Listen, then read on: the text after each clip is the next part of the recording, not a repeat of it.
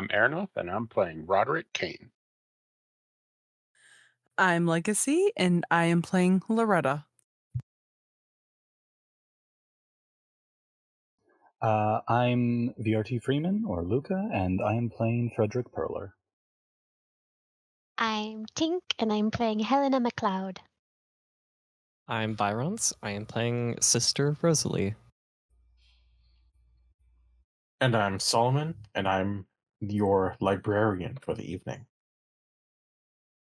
When we last left our investigators, our researchers, they had found the librarian in a rather rough state after having woken up and had a rather normal morning, working the garden, doing a little bit of research and a little bit of cleaning up and praying within the chapel. Loretta found the librarian stumbling into the Sweet Bones, very heavily injured from a physical altercation with what appears to be a giant serpent. After having worked to pull the poison from his body and not only put a antivenom within it and work to heal the wounds, they have left him resting in his quarters after Loretta had discovered the name that the librarian left behind. It is later in the afternoon, about 4 p.m. at this point. Much of the day is still left, which could give the investigators time to complete other goals or complete the goal that the librarian had originally set out to do. It is up to them now that they are left to their own devices within the Hush House. You all are currently within the dining room, as it has sort of become an impromptu meeting room for everyone just throughout the days within the Hush House. It is oddly quiet without the librarian there, almost as if he seemed to provide an air of relaxed music within the halls, and now they are deathly silent.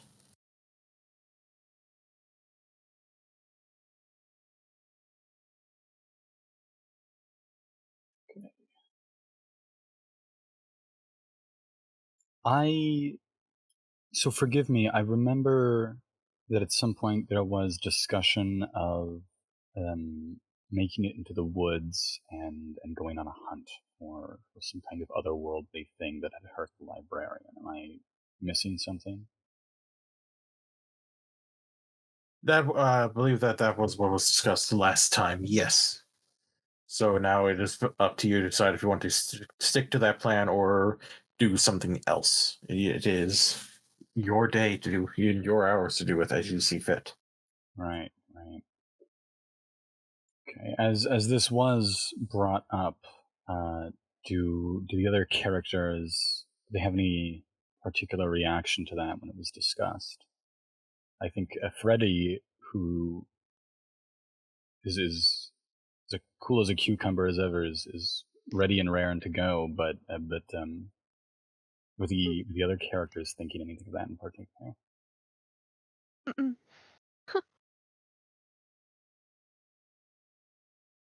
The idea of going and hunting whatever it was that did what it did to our librarian is a rather unsettling notion for Helena, who is quite pale at the thought.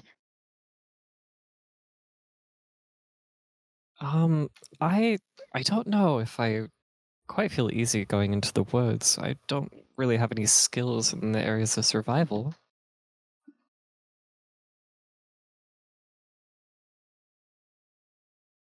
Okay, so it's just Freddy who's the bloodthirsty lunatic.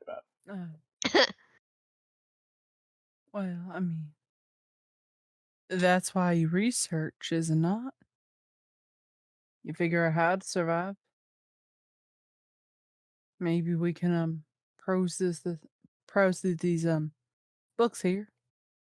See what we can find. I think the captain might have any insight on what it could possibly be. I mean, he might. Is he still here?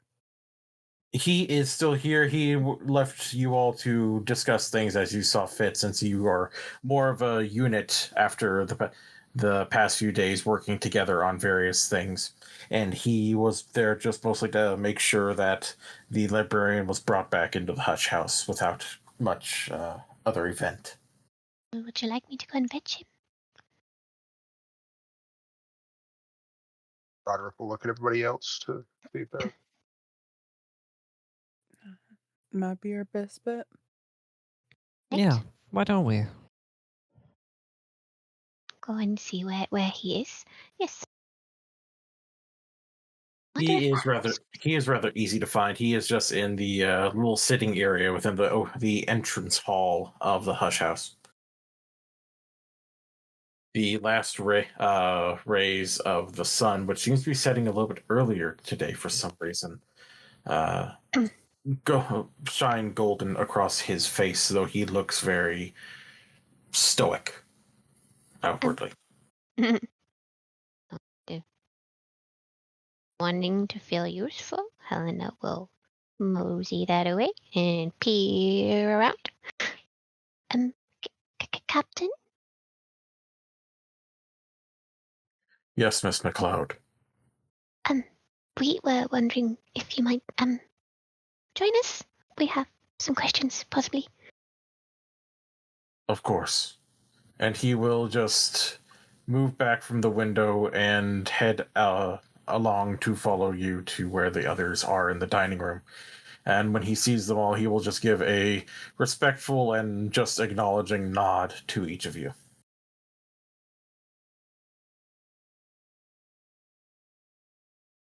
Do you need anything to drink or eat or anything? I'm fine. I had enough within the sweet bones before all of the excitement today.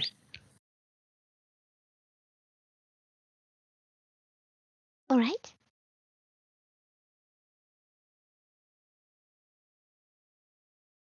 Does anyone want to ask?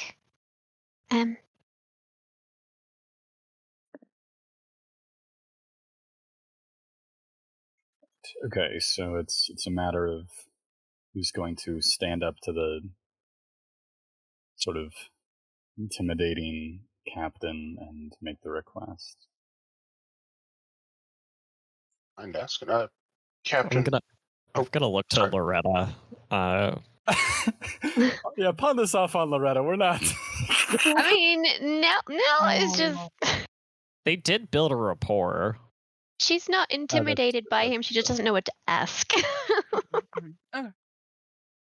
You know what? That is fine. I realize that I might be equipped to have this conversation. Captain, we just had a couple of questions. I know that you know more about these lands than, well, the lot of us do. We were wondering if you might be able to give us just a little bit of information on the creature that seems to have attacked our ally. Yes.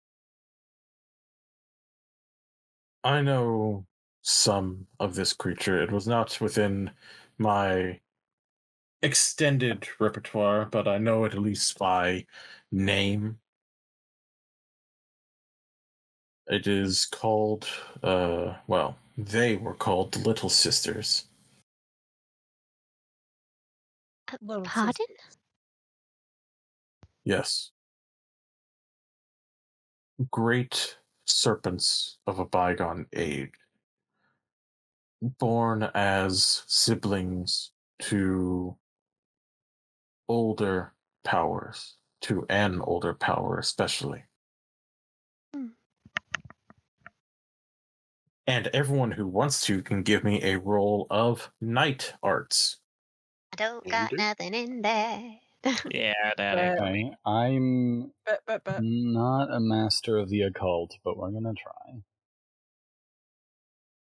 And I will say that Roderick actually would have gotten an advantage, which doesn't really matter when you roll a 5. Oh my Lord. I pass. Fantastic. All right, a 67, and I have a 35 night arts, so I know just enough about night arts to embarrass myself in front of this guy. Perfect. You heard a whole lot of information about sisters during your little occult TED Talk, effectively, when you were discussing it with your associates, especially like hearing things about the witch and sister, the sister and witch, and various other sibling esque relationships. But the little sisters specifically, especially if it's a proper noun, doesn't really ring a bell. For Loretta and Roderick, the Little Sisters are a group of great serpents. They have sort of scattered across the globe and throughout the histories. They were born as siblings to the now known as the Mother of Ants. They tend to gather wherever there is great occult power, like artifacts to be found, and they protect them from outside forces, including any with the knowledge and want to take them for themselves. Roderick knows specifically that they are great serpents that can be defeated in battle. They are not immortal, and they can also be forced to obey when showing power in connection to the Mother of Ants.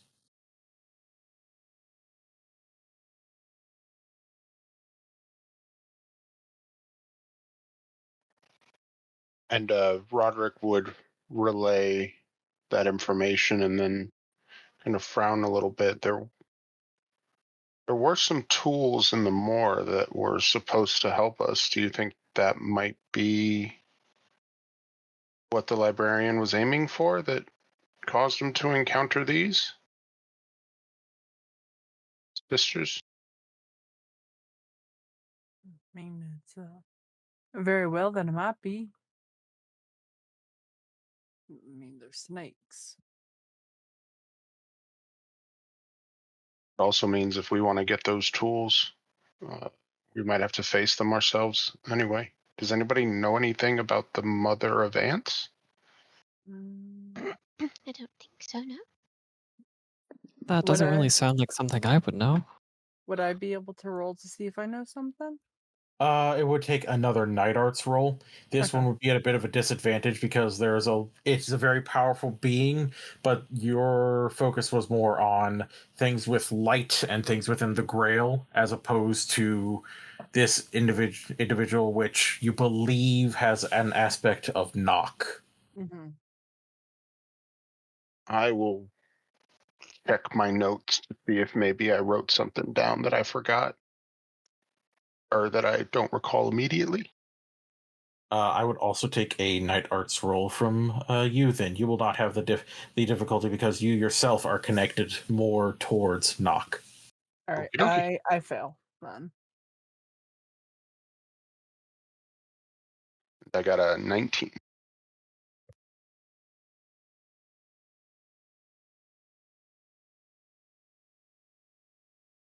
Inverse numbers. Interesting. Oh, yeah. Oh, that's cute. Look at us. Unfortunately, Loretta, this Mother of Ants, you know of her. You know that at one time she was mortal, and that she ascended in a grand assault alongside another hour upon the Mansis to kill an ancient hour that was called one of the gods in stone, or a god from stone. You know that she is currently still very powerful and is often also called the Daughter of Venoms or the Key Serpent. Though as for how one might call on her power, you're not so sure. Roderick, on the other hand, remembers a few passages he read of a text known as Medusa's Lament. It was a rather in-depth poem about the ambush of the Seven Coils, the god from stone that was slain by the Mother of Ants and her associate. The associate was scarred all over, scarred even unto his eyes, so that the great coils would not destroy him. It is a form of power, this scarring. In the right way, it can protect one from magics, and one from greater assault against the senses and the mind. But you also know that just being able to wield some of her power, some of her sway, is likely done through utilizing tools or doors, and you know that all wounds are doors. So you could, if there is a wound present, you could more likely pull on that power to sway any little sisters of the Mother of Ants away from you, or perhaps even to pacify them in a way.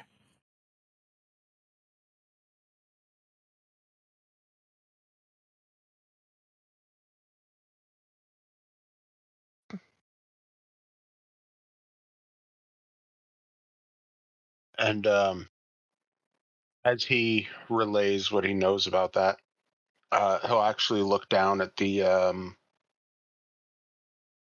marks that he and Loretta did when they were helping the librarian. Would those count as something to utilize, or is it something more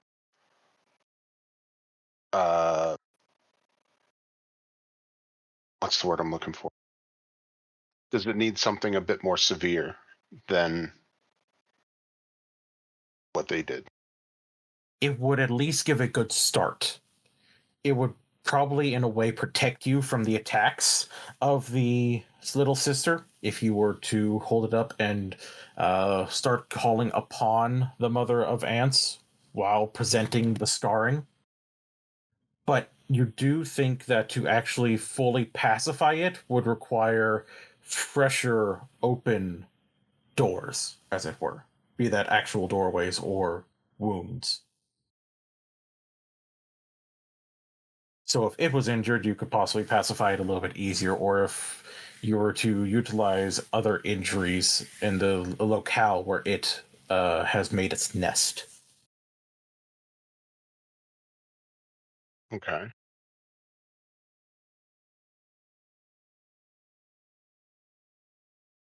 So maybe a mixture of what we've done and somehow hurting the serpents.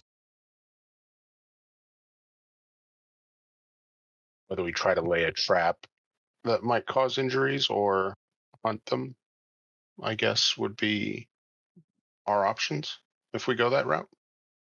And he's kind of looking at everybody as he says it because he's still sort of mulling it over himself.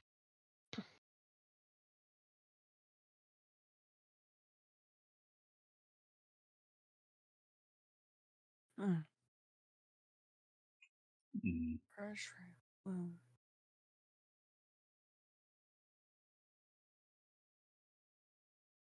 I don't really know how well I feel about this. Me as well. I mean, does it bleed? It does. It is, in its own way, mortal. Tough, but still mortal. Still mortal, huh? For a second, Frederick inhales, and his skin sort of bristles with goose flesh, and he thinks about his nose and his tongue and his veins and all the things that make him mortal. And he rolls the concept around in his head for a moment.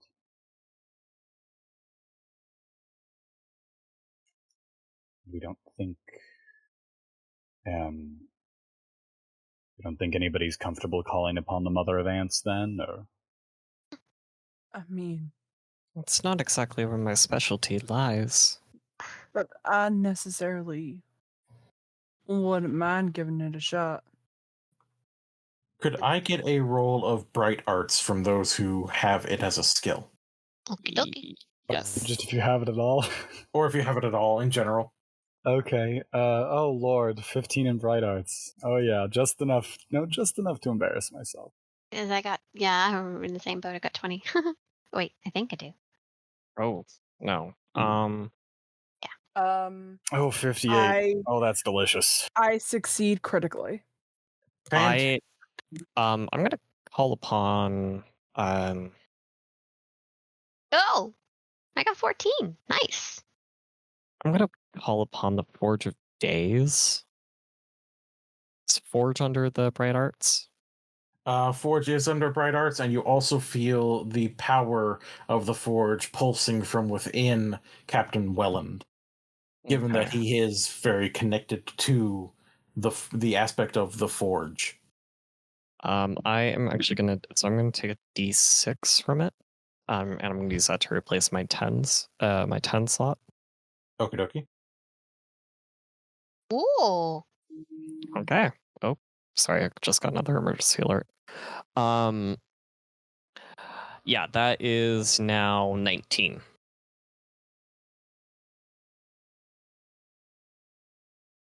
We're doing good.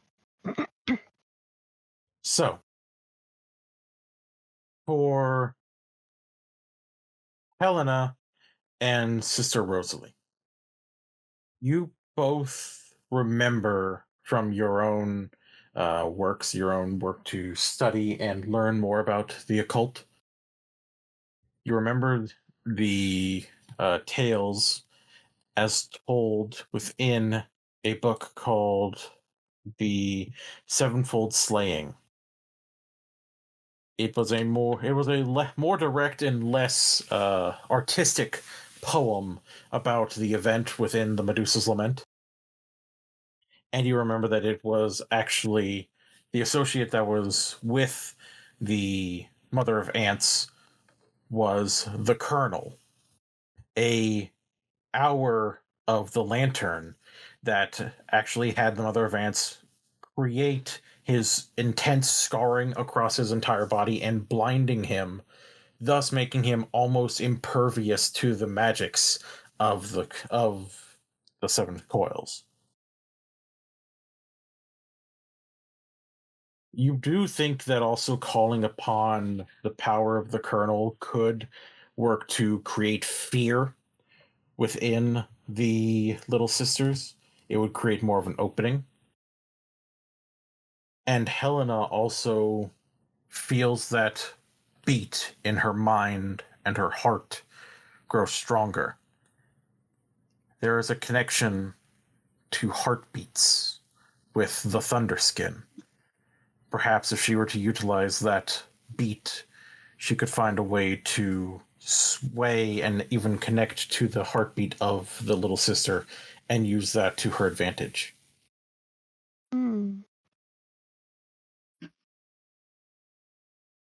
And Loretta, having achieved an astonishing success, knows all of this and also knows that with enough knowledge and enough pull towards the Colonel and his unkind and cruel teachings, one can almost empower their body, at least temporarily, with the fury of a scholar scorned.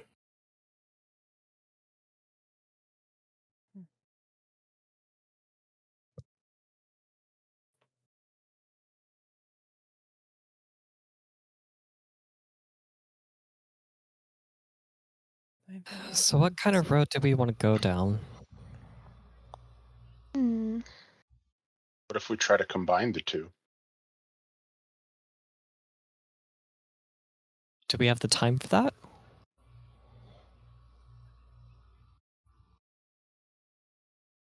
that's a good question. But I'm just thinking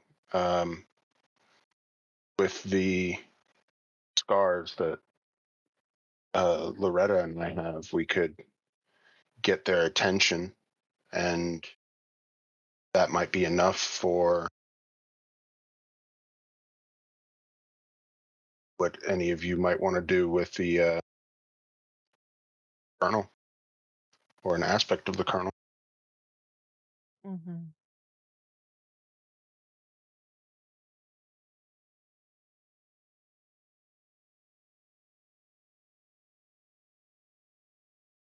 I think it's all well and good to rely upon your substandard religious interests here. And if it helps, I'm sure I'll be grateful. In the interim, Extracurriculars is what I call. extracurriculars, is that right? I think it is wiser that we consider the most practical options first before we default to something more... Sorry, you said extracurricular? Something like that.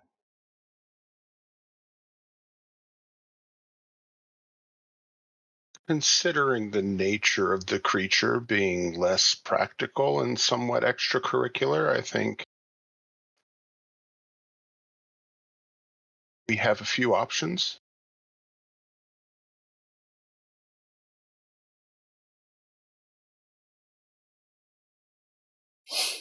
I suppose. Well, let me see what I need to prepare to call upon the colonel, an aspect of him.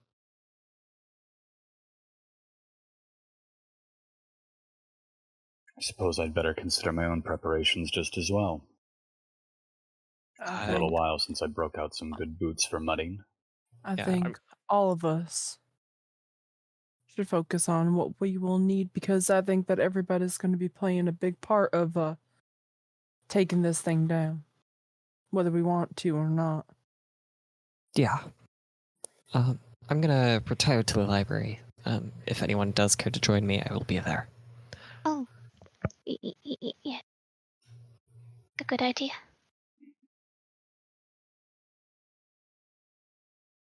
Yeah, I think I'll go with you as well.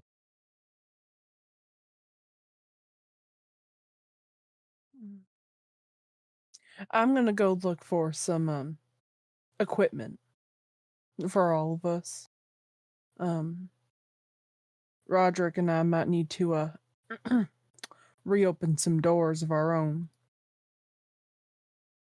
And then Roderick will kind of get like not an excited expression, but like a sort of like he might have just had a thought that's potentially an epiphany kind of expression on his face. What if it's possible to open a door to the kernel and that be how we sort of mix them both?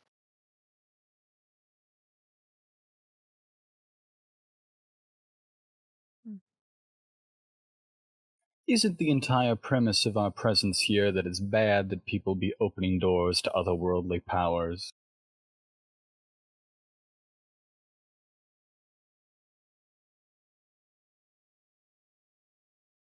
One could argue that it's bad for the wrong people to open doors. And do you think we're the right people? Yeah.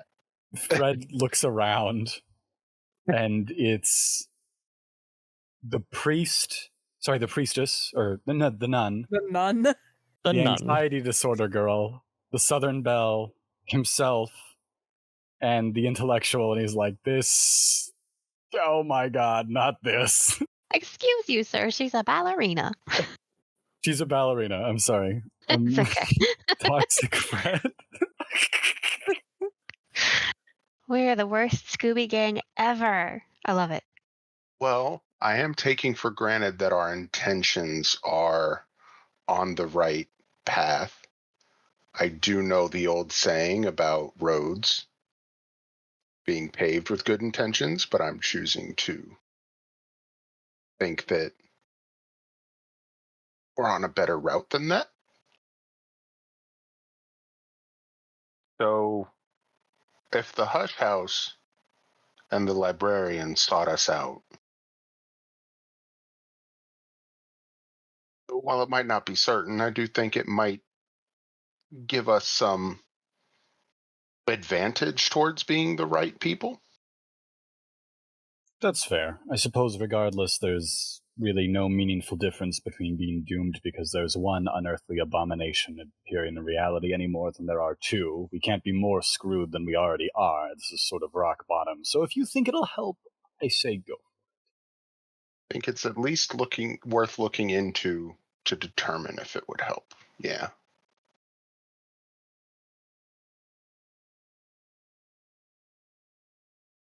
Okay, well then I am going to add more supplies to my list of things to get. Not quite what I was planning on picking up, but I'm sure that we can find some stuff to help us summon up otherworldly being. Let me see what I can find around the house. If y'all are planning on going to the library, somebody's gotta be the item collector.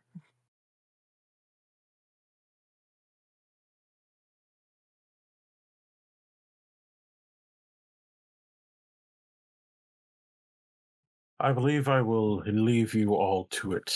While I would very much like to assist. This is, frankly, not my fight.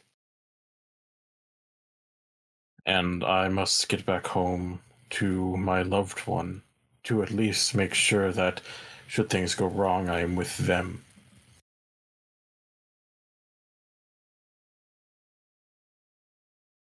I do wish you all of the best. And then he thinks for a moment. And I would like to get an allure check from anyone. Alright. Allure? Oh my Allure. gosh. Oh my Oh, god. sorry, are we picking one person to make the allure check, or is it everybody? This would be one person who is going to make the allure check. All right. I've got an Who's 85 got the allure. most riz? It's got gonna be already- Loretta. Already looking at Loretta. Loretta. Okay, Loretta. I got 15 because I don't know what to do with mine. What? The Grail aspected lady? Nah. I don't think Fred's making the alert check here. I'm gonna be honest with you guys. I would be Does the Fred next got no person riz? too. I He would is be the not- next person too with 65, but Oh god, the Southern Belle. she's at it again. Put on your best Blanche Devereaux. To be fair, like she's let's see where this gets me. Let's see where this gets me.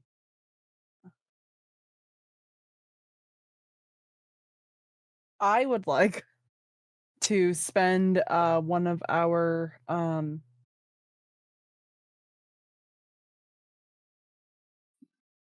I'd like to spend a I don't want to call them tokens, they're not tokens.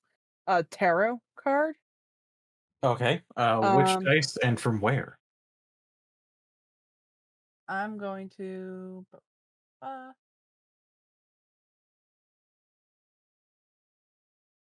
you know what? I'm gonna I'm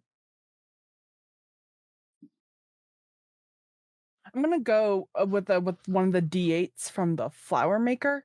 Flowers have a lot to do with beauty and alluring, catching the eye because of their bright colors. I'm pulling on strings here. No, that is actually a fantastic string to pull. That is all what I'm here for. Fuck yeah. I love making random shit up and hoping it's. I literally just need to roll anything but an 8. I'm gonna replace the 10s. Oh boy, here we go. Fuck! Nope. Oh. Nope. Alright. Oh. Sorry, y'all. Oh no. Alright. This is a hit or miss day for me. Alright, well,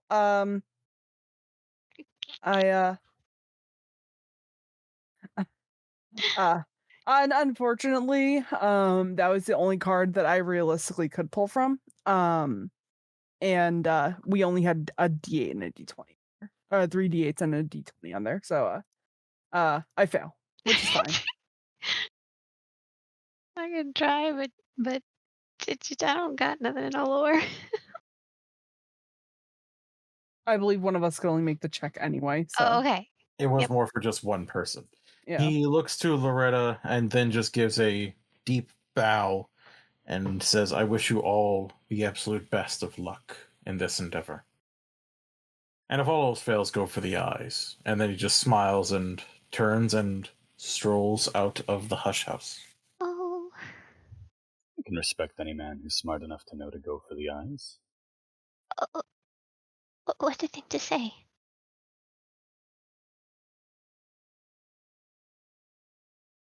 What do you mean, what did you just say? No, I said, what a thing to say. Never mind. I think if you wait around on people to be entirely sane when they talk to you here, I think that's fine anywhere else, but on this little island, that's a hard sell, my friend.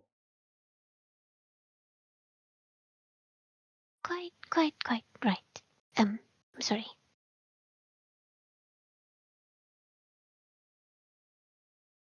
So, where is everyone going, and what exactly are they up to for their preparations? Well, Library and research for the ritual, or whatever we need to do to call upon the aspect. Understood. Everyone who is researching, go ahead and give me a roll of bright arts, night arts, anything like that. let's see what I got.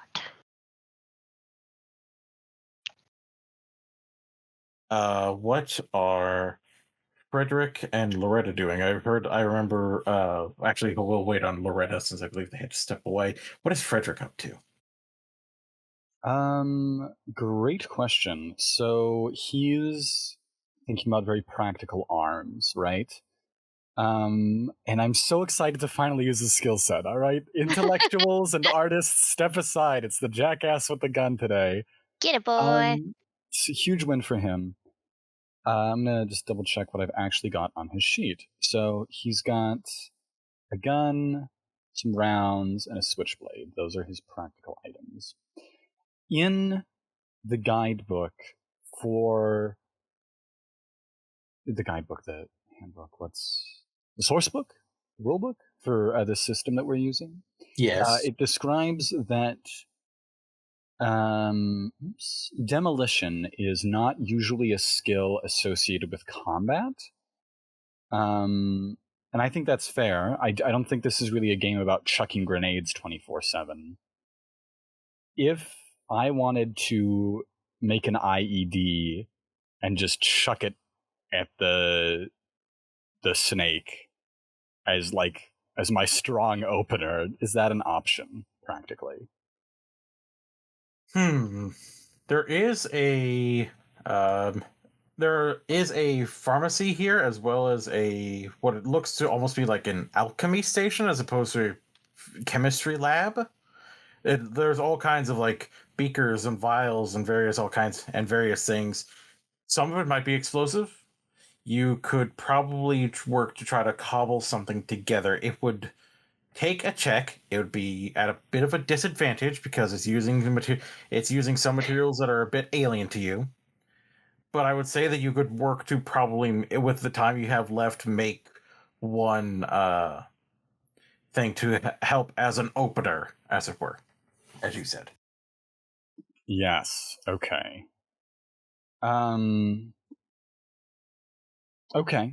I guess I'm going to sort of sequester Fred for the evening, trying to make a pipe bomb, which is super regular thing to do at Hush House. In a library. As one does. Can I make a demolition roll for that? Demolitions, you know what I mean? I would say yes, you absolutely may. It will be at one level of disadvantage because you're using more of a alchemical station as opposed to a chemistry station where there are things that are like fully labeled in ways that you recognize. Okay, so forgive me, remind me, a disadvantage is 10 points or 15 points? 10 points. 10 points, okay. So I've got a demolition skill of 80. So that means you need to roll under 65. Oh, it's 15. Okay, so it is 65 then. Oh, no, sorry. 70? My apologies. Okay. All right, 54. Yay! Excellent. If you like, we can put that on hold until other characters do their thing, and you can explain to me afterwards exactly what kind of nightmare it is that I have concocted. Absolutely. All right, so I see a roll from Frederick and Rosalie. Is Helena also going to be researching? Yes. Yep. Okay. I wasn't sure if bright orange or well red would have worked better in this particular case. Well red would work. But for you, I will also take a roll of, I believe it's showmanship is the performance stat or performance skill. I'm looking. Stagecraft. Stagecraft, that's the one. For you, I would also take stagecraft. Okay, my eyes are trying to find it on my sheet, even though I know it's there. Bottom left, first page. Thank you. So you want me to make both rolls? Just one. One. Okay, stagecraft. We'll do that. Yeah. I apologize. My feeling. There's the.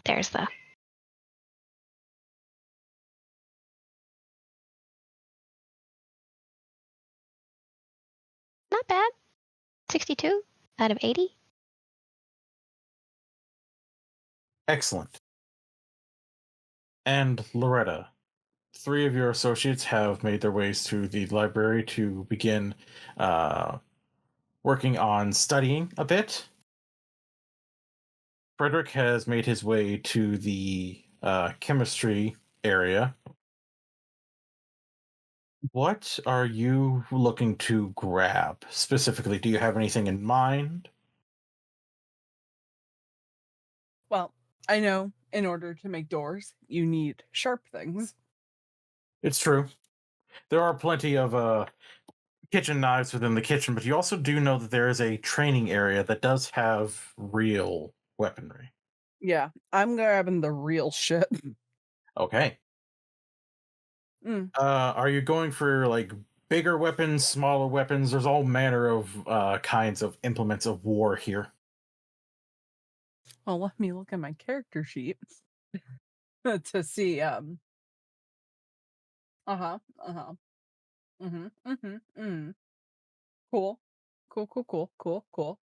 Cool. Do you have a gun? You do see that there is a Cool. there is a rifle. Yes. Awesome. I'm gonna grab 2 knives and a rifle. Just in case. Loretta is going to war. No, Loretta's not going to war. Loretta is going to, if this thing comes after her, she's got to try to shoot it in the eye. I would also like to pick up chalk, sand, salt, rosemary, and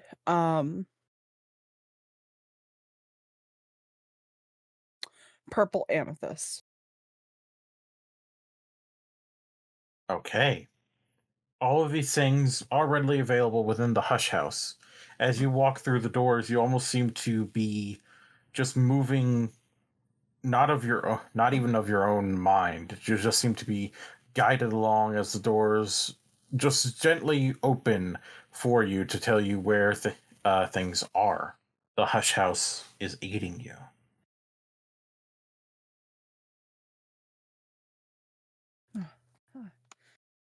Well, thank you. And she's like putting all of this stuff, like she's lining it up like perfectly so that way nothing spills over. Collecting things in like tiny tubes and making sure that everything that is being placed into this bag is clean.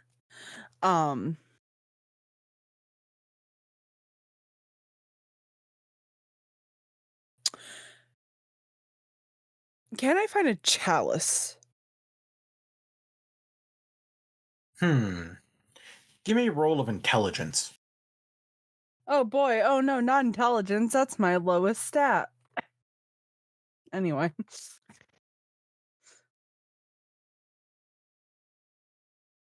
Hi, Bob. Jeez. Sorry, I just saw the meme. You're welcome. Not the hunter roll. Let's try something else.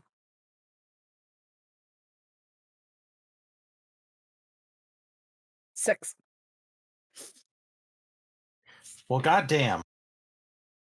You do remember that there was a rather impressive-looking chalice down in the natural caverns underneath the Hush House. That was at one of the altars. You think that with the power within it, for it was very obviously a chalice used in rites, that could probably work. Oh yeah. Because, as we know, things that are summoned love shit like blood. So she's going to grab the chalice and like a rag to clean it off. And put everything into her bag, and then she'll go back and find the others. Perfect. You make your way to the library. Frederick has also made his way there, carrying something in a large metallic cylinder that may or may not be the most stable, but we'll find out. And the people who are researching. Helena, could you remind me if is 62 under your stagecraft? Yes, my stagecraft is 80. Fantastic. I believe Roderick. Did Roderick succeed or fail on his roll? If I don't have a disadvantage, I succeeded by 1. Perfect. You did not have disadvantage on this. Sister Rosalie, unfortunately, is having a bit of a time. He's distracted. It's been a rough day for my rolls. Sometimes you'll have that. I still have it on my sheet. The some things should be left alone dread. I don't know if that should have gone away, but I just felt like in case it was relevant and I should still have it, it is still there on my sheet. Thank you for reminding me. Unfortunately, dread does cause a disadvantage on rolls of bright arts. Well, this was a night arts roll for me. Well, then it causes an advantage, so it's even better for you. Oh, sweet. Okay, cool. I have a fascination of is that true for now? I don't know if that affects anything. That actually does make your stagecraft better, so you're fine. Sweet.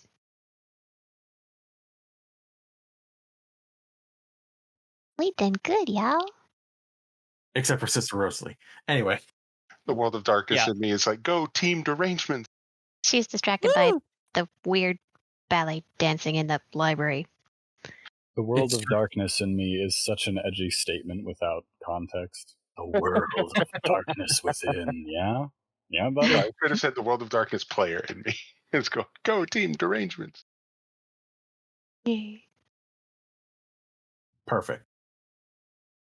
So, while Sister Rosalie unfortunately is not able to find anything of greater use, at least anything that she is able to read, as there are some languages here that she does not recognize, Roderick is able to find a few tomes that corroborate his story of being able to, in a way, merge the two acts of creating a door and calling upon a light. One could do this through the shattering of a lantern. One could do this through the breaking of a mirror.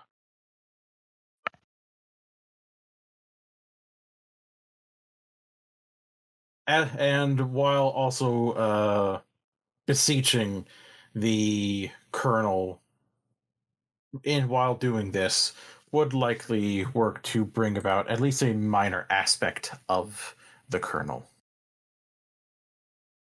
That is the goal, right? Is to try to bring a minor aspect or visage of him.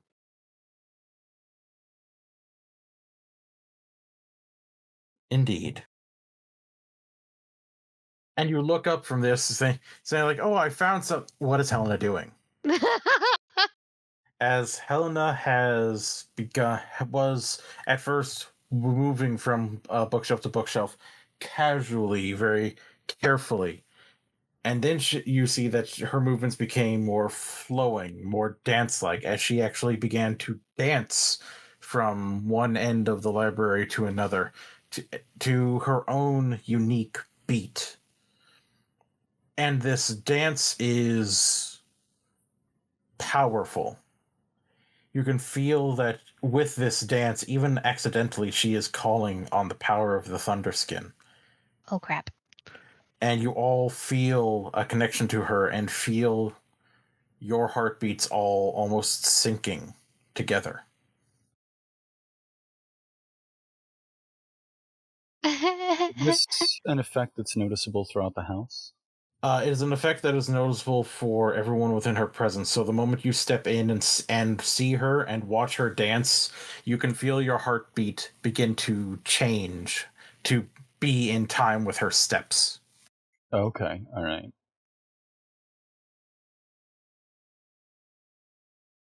I don't suppose that would give me. Well, actually, no, that literally wouldn't change my roll. No, because my bright arts is 85. I was gonna say, would that give me an advantage, but nope. Darn.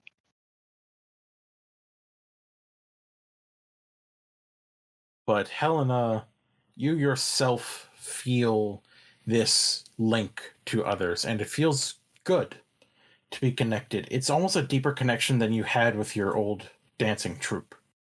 You feel like you are one with them, like you could move with them in perfect unison in ways where you would all be able to innately work together and not have to worry about getting in each other's way. That you are all one of one mind and one soul.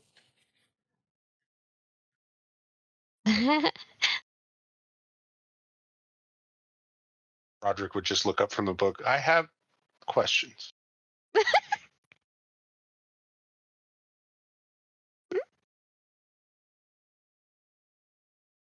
I'm just in my own little world. And you are once again all back together.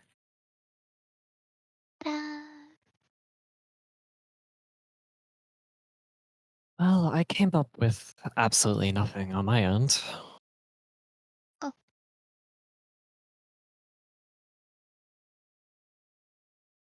Okay. So it is possible to sort of mix the two. And at best, we might be able to get what we're looking for with regards to a representation of sorts of the kernel. Oh.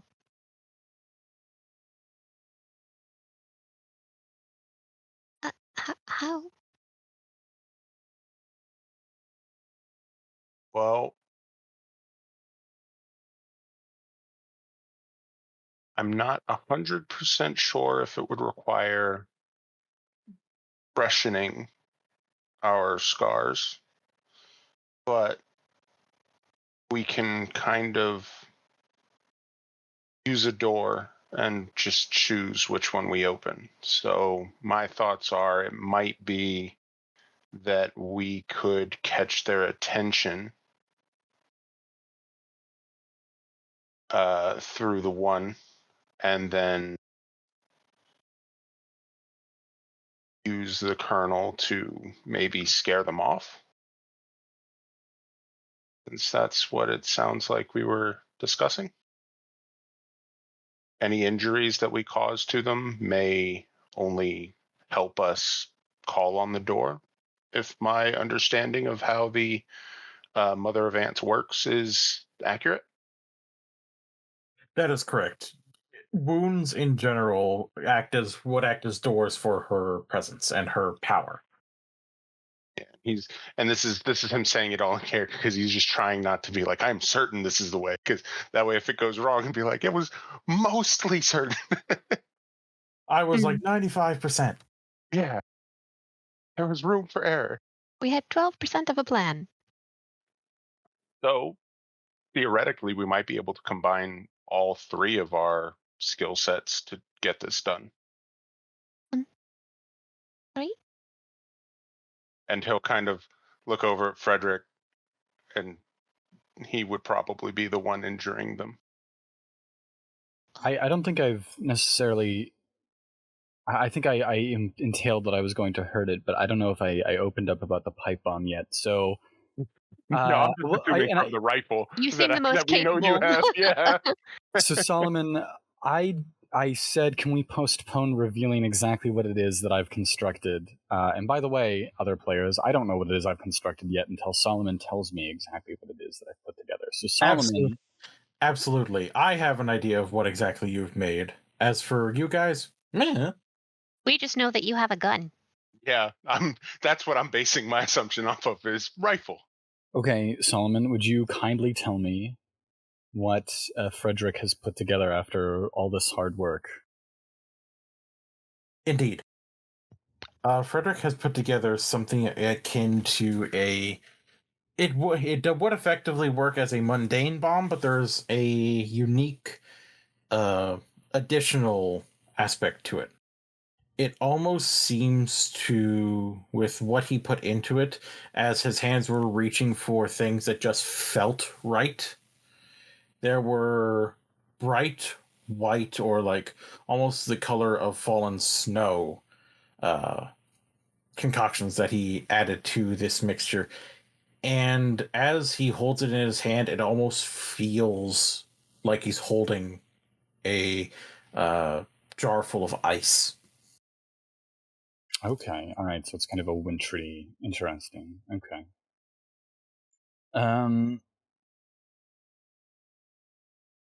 So Frederick says, I have an idea myself, and nobody panic as I explain. I've got it under control. And he produces from like the inside of his coat pocket this little cylinder with a fuse on it. And it's this piece of pipe that's capped on either end, right? It's kind of hard to tell exactly what's in it, but it's cold to the touch. And he says, for those of you who have any experience with munitions, you'll know what you're looking at. For those of you who don't, you should know that you're looking at a pipe bomb. Oh, goodness.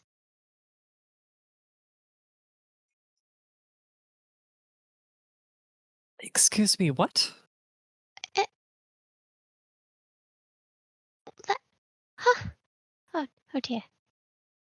If it is appalling and strange to you that I've decided to make a pipe bomb, but it isn't appalling and strange that we're going to fight a gargantuan snake thing, I don't really know what to tell you. I think this is just going to be effective. If it bleeds, you can kill it, and if it bleeds, you can usually make it bleed with a bomb. I don't... It's not appalling or strange. It's It's a bloody bomb. Yes. That's How far that's do we where need- I'm at. How far do we need to stand away from it when it goes off? Yes, that. Great question. Bombs are kind of indiscriminate, and I would like to be discriminated against to the best of my ability. As somebody with an 80 demolition who's not just banging sticks and rocks together here, do I have any clue approximately what the distance for this thing is? The distance of probably a distance equivalent to if you were within your quarters, you would want to be outside of your quarters, and you'd probably be okay. Okay, so like... But of course, with any sort of homemade munitions, the further you are from when it explodes, the better. Yeah. I'm going to say provisionally like a 15-foot radius, but shrapnel always carries further than that. It's possible if I didn't really put shrapnel in such a thing besides the outer shell of it itself, the vessel that the actual munitions are contained in, then this would be mostly a concussive blast. fast. Do you hear the words coming out of your mouth? Oh, everybody else gets to be a freakish cultist of otherworldly powers, but when I make one pipe bomb, all of a sudden there's a problem. It's going in spicy I'm- chords. Roderick's just gonna kind of snort at that because that is a good point. My dear, I No. do not use my powers or even my knowledge of the occult. I don't even have powers of the occult. I don't even use my knowledge of the occult on other people. I don't use them for harm. I think anyone would be intimidated by a bomb. I'm sorry to say, sir. I It's I fine. help bring life into this world. Yes, and you know who has to clean up that mess? People like me. This is all pretty new to me. I consider this my phase of trying things out and telling my diary about it.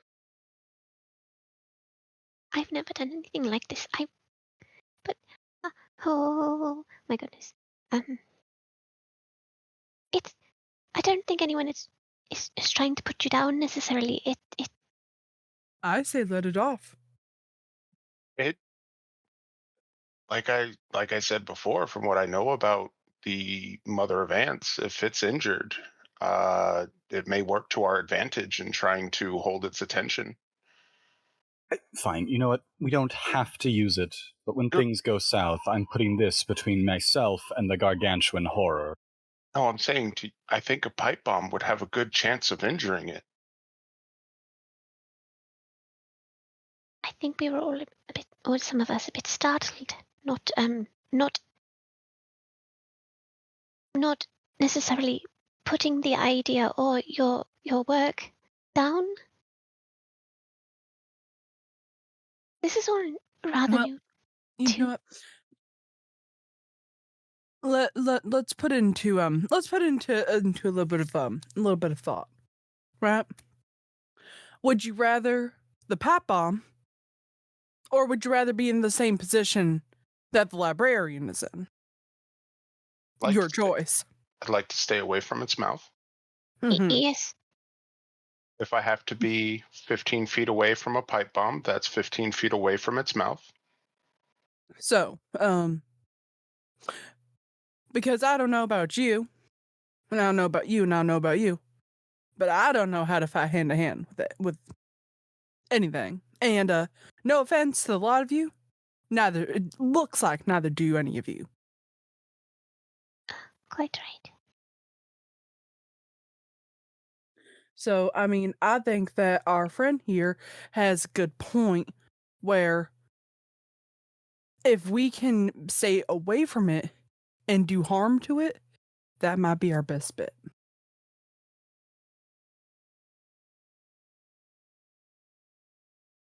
Mm. Yeah, I agree. Well, I'm glad we have that set. Whatever And, you think is best. The alternatives, in lieu of direct confrontation, we have something about the colonel and the ant thing. Well, what I've been suggesting is to try to combine the three, so to speak.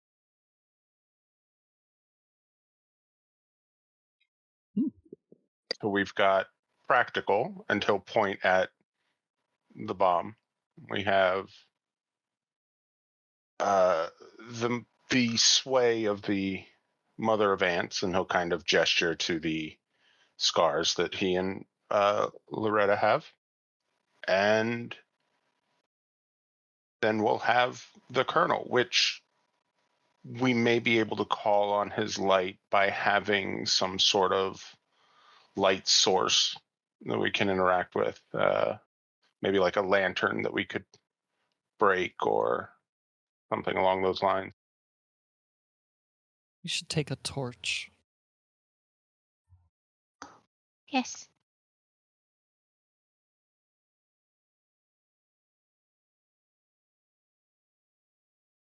There are torches available for people to grab so that they are not walking around in the moors as it begins to get a bit darker this day.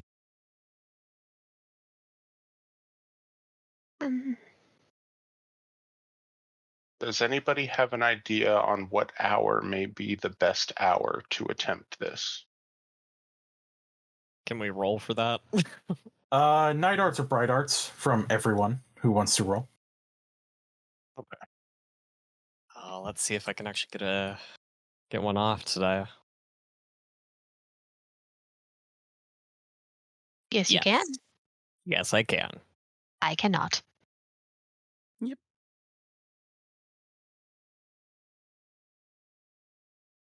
Go, Sister Rosalie.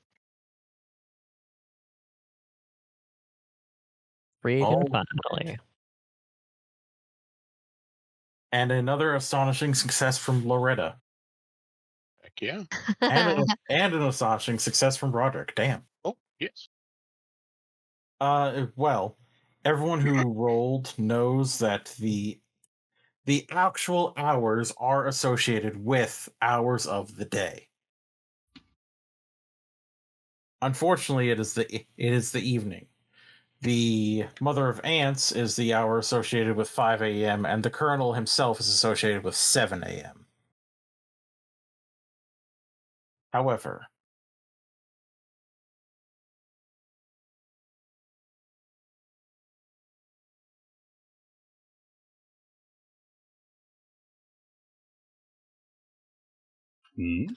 However, there There's is... always a however. Sorry, my computer decided to say, stop it! it's fair. Yep.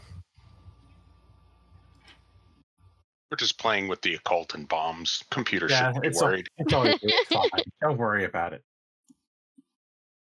No big.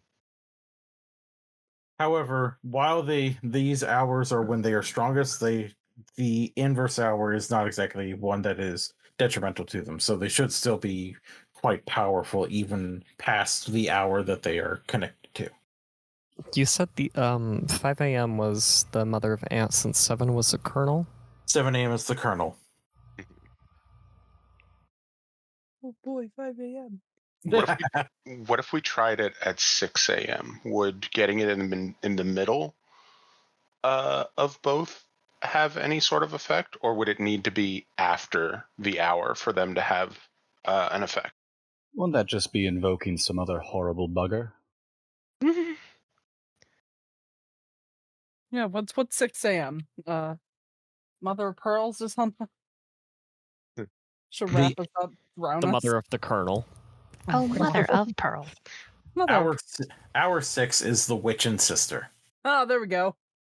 What? Okay, so that doesn't exactly sound like a good thing. What abomination is she a part of? She is connected to the aspects of Heart, Moth, and Grail. Oh, hell yeah, let's go. Okay. Heart. And Grail. Could we research if that hour may have a way we could connect the two to try to, I don't know. Okay, well, correct me if I'm wrong. Semi out of character, I'm saying this. Can't we invoke, well, I mean, can't we just invoke them without it being their direct hour? It'll be a bit more difficult, but surely we can do it, right? Correct. Out of character, you can invoke them whenever. It's just invoking them at their hours makes them stronger. But you can invoke them whenever you like without having to worry too much about it. Oh, out of character, that's what I was trying to ask about 6 a.m. was like if we were landing like an hour apart between the two of them, if that might make the fact that we're trying to call on both of them a little bit more like so that we're not favoring one over the other, if that makes sense. Given the proximity, it would be a little bit stronger for both of them, sure. You just have to also be careful that you do not do anything to anger the hour who's actually of the hour 6 a.m., the Witch and Sister. She sounds fun, lovely, very nice.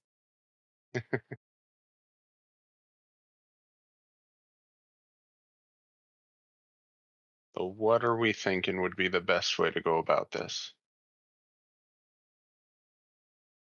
I would say we go at 7 a.m. The That way we're able to fully empower the Colonel. And if we still need to use Mother of Ants, well, it won't be... Oh, hopefully it won't anger the Colonel. They are somewhat aligned still, so it's fine. Mm-hmm. Also, with the astonishing successes rolled by Loretta and Roderick, while it would still give power, the issue is that the witch and sister tends to have conflicts with the Mother of Ants, so you'd have to be especially careful not to anger her, or else you may even empower the little sister or the younger sister to come against you. Gotcha. Okay.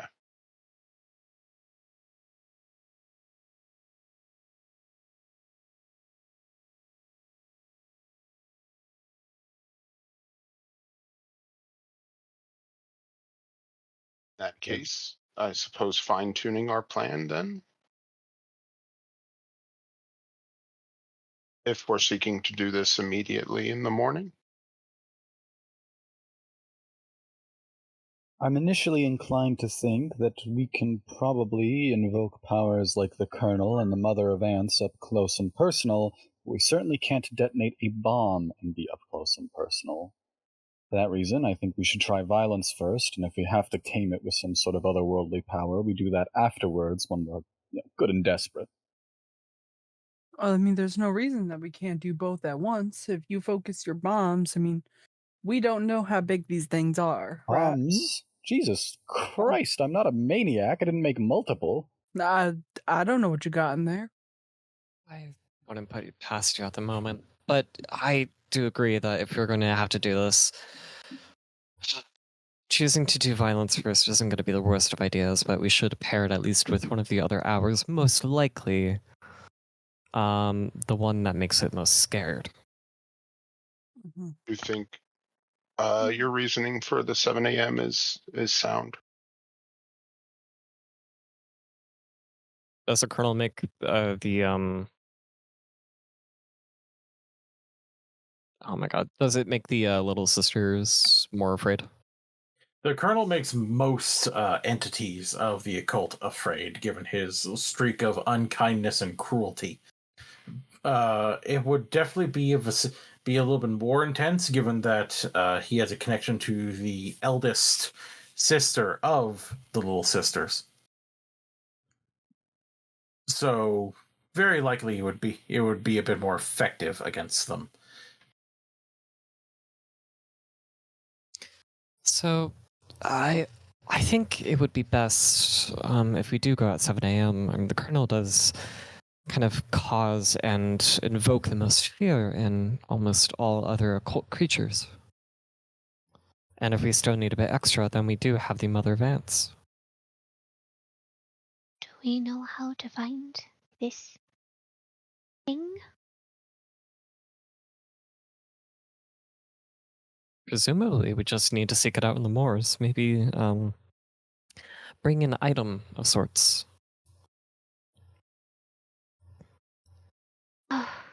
You do believe that with everything that you've gathered and everything that you've learned about this, that you could very easily find the little sisters either by tracking, akin to how one hunts, or you could find them through more occult means by calling upon the Mother of Ants, given her connection to the serpents. Call upon one to find them and another to hurt them?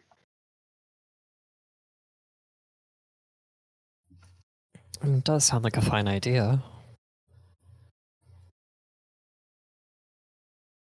Though, if we do hurt them, the Mother of Ants might be upset unless we are somehow able to explain to this entity and to this hour that we are trying to save their worshippers of sorts. Mm. Oh, well, the Mother of Ants considers things like wounds to be something of a, how do I put it, a way to wield power. Tools for her, doors, things like that. So it might be possible that it won't anger her, since it would just be an expression of her power. And he kind of winces as he says it. Uh, I think we could gamble on that, or I think we could count on the Colonel to do better for us. fair point. You do make it sound incredibly half-baked as a plan when you put it like that.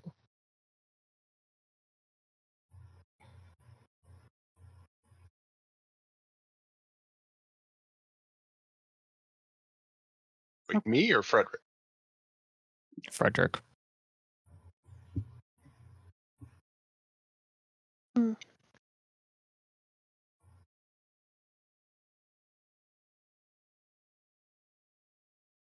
Um.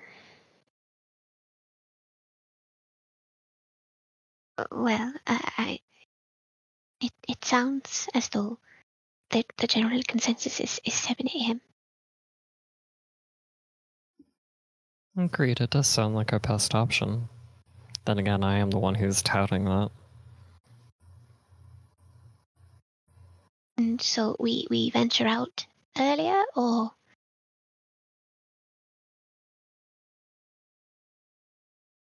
Given the decided upon time, we were going to go ahead and take a short break while our investigators get some rest and prepare for the following day's events.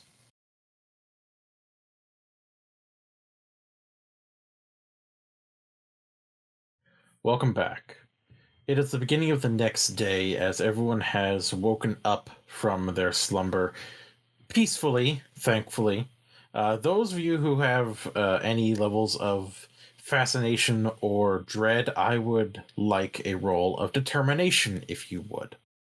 Do remember that that dread gives a +10 to determination, while fascination gives a -10 to determination. oh no, oh no. My determination is high enough to where I still have not encountered either of those on my end. My determination's only 20. I pass. Excellent. Do I need a roll? Only if you have any actual levels of dread or fascination currently. Nope. Oh! Well, I rolled an 8 out of 20, and also I have the fascination, so do I still pass? Yeah, since you then had to roll an 8 out of 10, and actually I believe I had you increase your determination to 25 at one point. Oh, yeah, I thought that I had increased something, but like nothing saved, so I don't know. I do remember that I told you to increase it, so it was 25. Still, an 8 out of 15 means that you pass, and the fascination begins to fade as you bring yourself back down, grounded into reality. Cool. You said dread adds a +10 to the... It adds +10 to your current determination score. Gotcha. In that case, I rolled a 41 out of 60. All right. You shake off the fear of opening a door that you shouldn't, because you know that you are going to have to open a few doors in order to prevent the horror that has been described to you and brought to you through research and speaking to other individuals. You know that to make sure that the correct door stays shut, other doors will open and you will be the one to do so. And so you can go ahead and also remove that level of dread, if you would. Got it, got it. And I rolled a 57 out of 85 because All of right. the +10. And then you also go ahead and remove that level of dread from yourself as you bring yourself back to a reality that you believe can be made more beautiful as you see fit. Mm-hmm.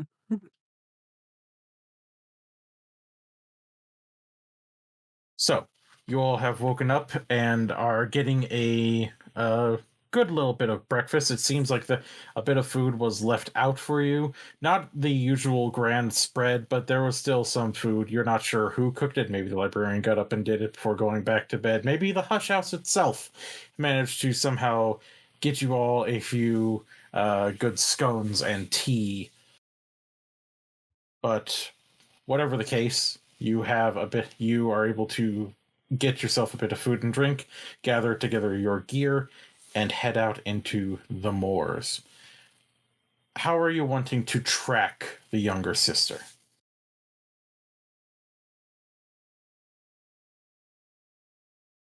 Well, it's a giant snake, right? So at some point, I assume it's going to shed its skin. So I'm wondering if we are going to find a shed skin anywhere. Does anyone have any tracking? I do. Woo! Because I have none. Whoever, I will ask for one person to be the lead tracker on this, and anyone else who has tracking can also aid them, giving them an advantage. Well, my tracking is 70. So if somebody's got better. Does Frederick have tracking? I suspect he does. Give me one moment. Okay, this looks like... Oh, track 0. That's helpful. Okay, yeah, so no idea what the hell I'm doing out here. Wonderful, wonderful. So, And I will help Loretta. Speaking of Annie Oakley. Oh, Lord. All right. So, I get plus 10 to my track. Yes, you do. Okay.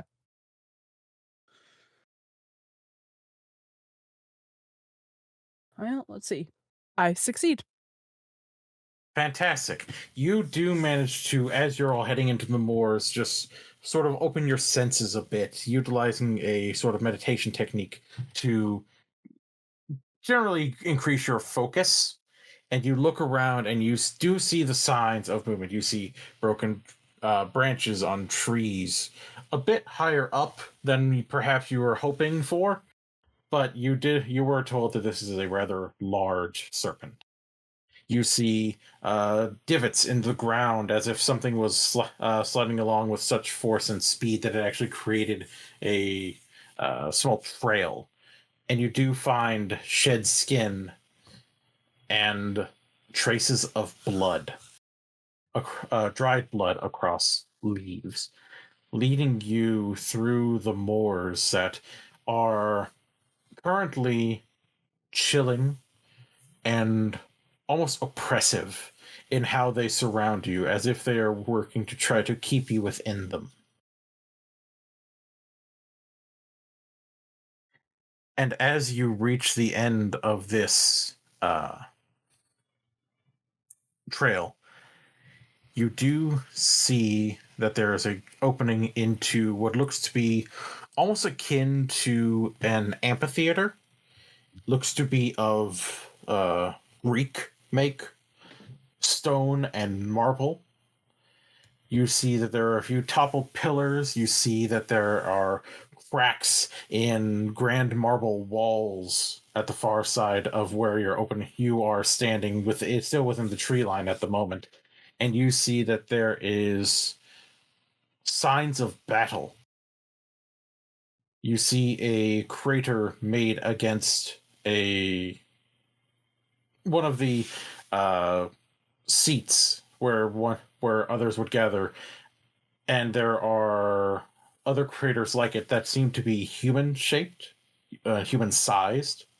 You see large splatters of blood that are still working to dry, and you see that there is one serpent that is currently sort of wrapped around, like circular, akin to Ouroboros, around another corpse, the corpse of a serpent much like it. The serpent itself is quite large. It looks like it could, if it really wanted to, work to open its jaws and extend its jaws to swallow in a large carriage. It looks like it has some rather minor wounds that have been healing rapidly, and it looks very easily to see that it looks almost sad, as it has lost a familial connection here, as it has stuck close to the corpse of its sister.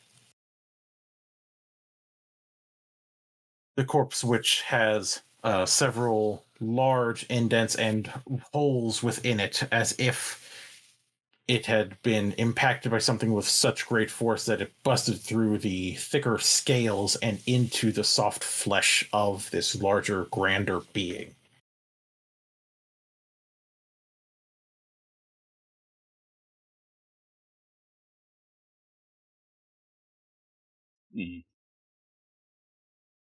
Well, if it's... Frederick speaks up for a moment and thinks better of it, being as he's close. So, everybody sort of crouched in the shrubbery here? Is that... Yeah, that's what I figured. You were all just basically coming to the edge of the tree line and staying out of sight, so that way you could get an idea of this area and finish up final steps of the plan before moving in. Okay, well, my first super obvious question is, am I close enough that I can huck the bomb at it? You think that if you really put your all into it, you could just really lob it, and it would get there. It might be a little bit harder given the distance, but you think it's definitely possible. Okay, so I'm gonna have Much to closer get would he need to get? If you wanted to go ahead and get down a few of the steps closer to it, it would be much easier. But of course, then you would also be within pure full sight of the serpent.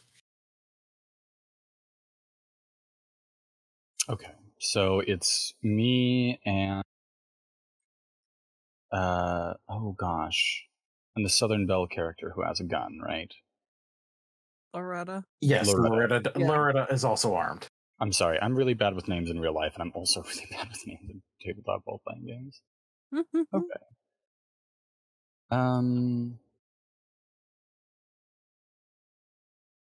Loretta, dear. And he leans over and he whispers. I'm gonna get a little closer. All right. I'm gonna huck the bomb. I need you to cover me if the son of a bitch tries and runs me down. Yeah? And she'll make sure that she's got bullets in the gun. And once she's got that confirmation, she'll just give him a quick nod. Can I trust you not to put a bullet in my back? More or less. Frederick bites his lip and looks at you, like his lower lip, like just the sheer disbelief. I am capable. Right. Okay.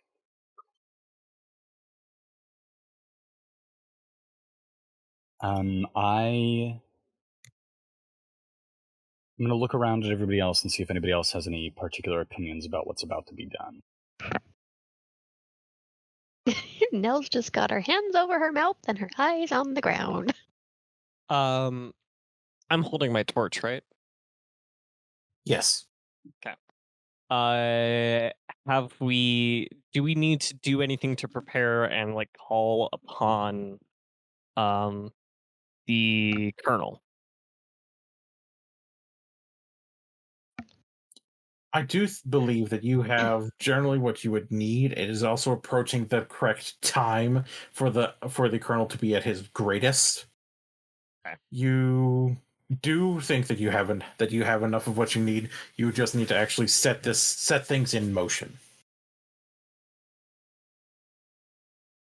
Okay. I am going to start calling upon the colonel as soon as I see him get ready to throw the bomb. Okay. And Roderick will be preparing to try to call upon the mother of ants so that once the bomb goes off, if the snake does like charge towards us or anything like that, I would try to catch its attention and maybe slow down its advance to buy more time for others to do their thing. If Nell is aware that Roderick and Sister are going to do the thing, she will give each of them a hand, like literal hand, just to give a little bit of her energy. Not that she knows what to do. Helena, Helena, dear, can you specifically help me in this? Oh, yes. What would you like me to do? I just need your assistance in calling upon the Colonel. I think Roderick. Roderick, what is your night arts? Out of care, it's 80. Oh, you're good. Okay. And since I've been rolling like dog shit, I could just use his assistance. So Helena, I would really appreciate it. Since I have not really had the best of luck as of late, but if I would really appreciate it if you help me a little bit, make sure I'm on the right path. Oh, yes, absolutely. Thank you. Would you like my hand or for me to do something specifically? What exactly are the motions that we need to do to call upon the Colonel? Mostly it is just calling upon him and offering a bit of a sacrifice, offering either knowledge to be fed into his being or to take on a scar, much as he did, as a sign of devotion to him, while also working to unleash a light. I got candles and matches in my bag. Okay.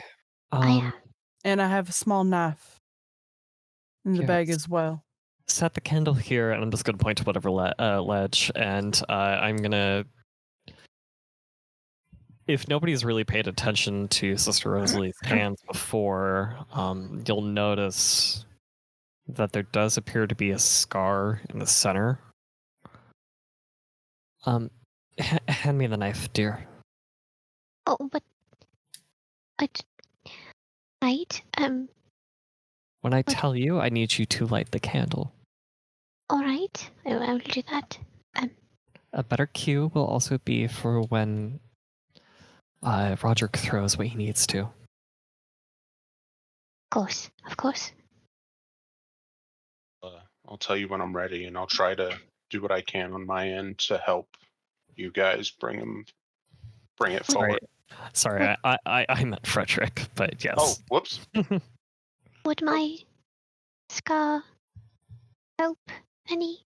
I have one. Yeah, the fresh ones. And these will always be fresh. Jesus upon the cross. Oh.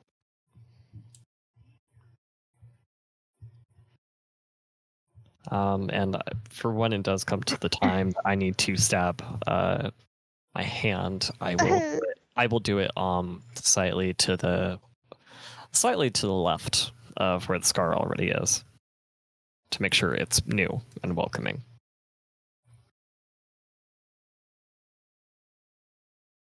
Already.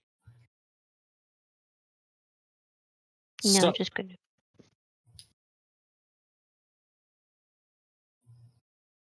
We will begin, I believe, with Frederick's bomb tossing. Okay, so I'm gonna creep toward it. Is this for brevity? Do you want me to make a like skullduggery check to creep towards it, and then some kind of physicality check to chuck the bomb, or are we just gonna do one or the other? I would allow a check of. Yeah, I believe it's skullduggery because I don't believe there is an actual sneak skill. Right. If someone could double check that for me. Not a sneak skill, but he could also use dexterity. Dexterity. Which one's better? Sorry, scoundrel. I like calling it skullduggery. I've decided to only ever use my own words for things and just be as opaque and confusing as I can all the time. Well, you're doing a great job. A scoundrel check to sneak closer, and then a physicality check. Of course, if the scoundrel check fails, then you might not be able to get too much closer, and if it really fails, then, well... Okay, so I have a scoundrel of 85, and I've just rolled an 85. Is meets beats, or is it over for me? You could also use one of the cards too. Just remember that. Mm-hmm. There is an axe. It's a trick. Get an axe.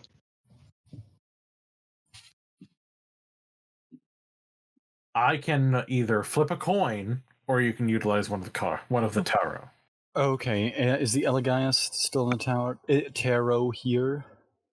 I believe the Elegiast is not. He was removed, given everyone utilizing the dice that was on that tarot card. Okay, SpaghettiOs. Alright, maybe let's try 100 days, 10 days. The Vagabond, and I think the Vagabond's an interesting one. They are a traveler, and they're associated with Moth, and Moth has been known to be useful for stealth. So, can we say a Vagabond roll counts as something sneaky? Absolutely. The Vagabond has a D12 and a D20. Which would you like? A D12. And does the D12 replace the entire roll, or do I just pick one position, or how all does that You work? pick a singular position. Do you want to replace the ones place or the tens place? We're going to try the tens place. Okay.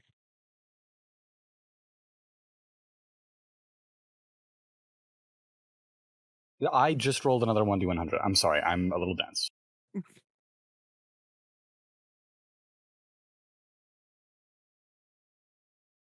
Okay, 4. Whoa! So that brings Very me down nice. to 45, I think. Which would be a success. So you do manage to sneak closer without getting noticed by the snake. It does let its tongue out to sort of scent the air and taste the air a bit, and just seems to shift and slither a bit, but does not seem to really notice your existence there. All right, concerning, very concerning. We're going to try a physique roll now.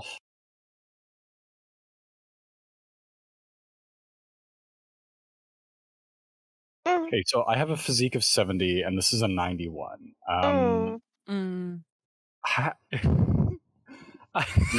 Use the Another one. tarot. Use it! Another one. one. Use, and another use one. the horned axe. Another the horned one. axe. Please. The axe is a good choice. The Forge of Days has been known to be associated with bombs and with physical strength. Does the Forge of Days have an opinion about me chucking a bomb? I think the Forge of Days would love for there to be some fucking violence. Yeah, true. Okay, so I'm going to try that one more time. I'm going to roll a d4 for the tens place. Another one. Okay, that's a 21 in total, and I have a 70-some-odd physique. So I think the bomb arrives. Unless you have something to say, I guess. I don't know. To whom it may concern. To whom it may concern, To whom it may improvised concern. explosive device. One moment while I remove that die from that tarot. Dear NSA, this is not a real bomb. Yeah, to the actual FBI agents who are currently watching us and putting us all on a list, we're joking. It's Second all off, a you could game. actually. Second off, please join our Patreon. Yes. Yes, our Good. Patreon is Hallowed Haven Studios. The $10 tier is... If you align yourself on the $10 tier, you might be able to be a part of this. Yeah. It's good to be a problem player at your table, but it's even better to put your players on a list. Like, if you can manage that, now you're really being a problem player. Yes. This bomb arcs from where you hug it with a little... And with that sound, the serpent raises its head, looks over at you, and begins to open its mouth and let out a hiss, but followed by a sound akin to a bellow, like a loud, almost like a boat's horn. It's Bring me deep, more, it's boy. resonating, and it just sort of pours outward from it through the woods and almost through you. And then the weapon you made impacts, and you see this spray of what looks almost akin to snow, but you see as the snow falls across the serpent, the snow doesn't just land and melt. It lands and freezes instantly. The scales across the serpent begin to crinkle with the sound of the ice all forming together, and you just hear a large crash as it was trying to move, and the shifting of muscle causes so many scales and so much of its like outer layer covering the soft flesh to just shatter off of itself in a bloody spray as it lets off a wail of agony. Okay. So I guess now I call upon the Colonel. Light a candle. I would like a roll of bright arts from Sister Rosalie. I would also like you to please note down one level of injury on your sheet for devotion to the Colonel. Would I be able to roll night arts to assist in the calling of the Colonel to try to make it easier for Sister Rosalie to open that door? You could do that for calling upon the Mother of Ants to make it easy to keep the snake where it is, but the Colonel pretty much if you're focusing on just using the light and the lantern aspect of the Colonel, it focuses on light arts. If you wanted to, Okay. if you wanted to show like more focus on violence and the way that the Colonel fights, that would require something akin to actually getting up and fighting it and devoting the battle to the Colonel for his edge. Gotcha. Would Helena helping me with this little calling upon by lighting the candle? Because I'm doing the physical devotion, and we're doing the like opening of the light with the candle. Would that be an advantage? It would indeed, yes. And also, Loretta, if you are going to fire upon it, I would like a roll of, I believe, marksmanship. It's shooting. You can feel free to roll shooting if you so choose. Fuck yeah, let's go. My one combat skill. I'm not gonna. My role is a masked tool I've been waiting to use. Not really, but we're here. Okay. Please. Yeah. I would like to. I'd like to. Guys, my shooting's a 40. Okay, I'm gonna call upon the magic guard. Oh, Jesus Christ! Superstar. Yeah. We'll start with Sister Rosalie's roll of 100. Oh my god. Can I call upon the magic guard? Or use a card or something. I would say that you can call upon the magic god. Yeah, I want to use that tarot, please, dear God. You may, though I will also say that to do so, you must also take a die from another tarot card, because the destruction of the devil is watching requires a greater sacrifice. Yeah, I'm okay with that. I am going to take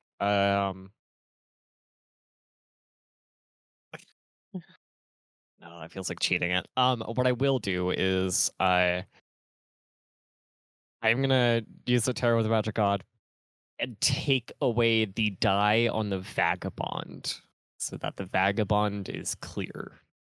So are you also utilizing a D20 from the magic god? Oh, it has to be an equal die. I was going to ask that it be an equivalent die.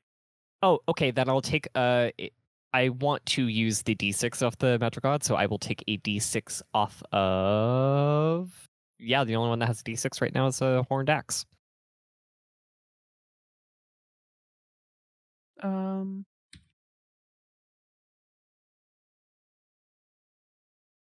Loretta, what die would you like to take from the tarot? I'm gonna use the last on the thunder skin. I don't see. The only one that I see that's I'm going off the ones that's pinned. So there's the magic god, the flower maker, the crowned growth, the vagabond, the horned axe, and the forge of days. Where are these? Oh my References God. and announcements of Okay, Histories. can we please get the ones that are pinned to the general chat removed then? Yes. Yeah. Okay. They My have been apologies. removed. Okay, thank you. Yeah, I'll take a D4 off of the horned axe. Okay. Because violence. The Horned Axe does love some violence. Okay. Presumably I pass. If it's taking the like hundreds and tens if away. It would just bring it down to 60. Yeah, I can do that. The 60 is great for me.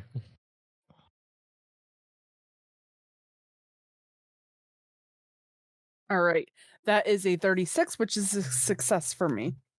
Excellent. I have a success on my bright arts. Whee! All right. I need to make a secret roll.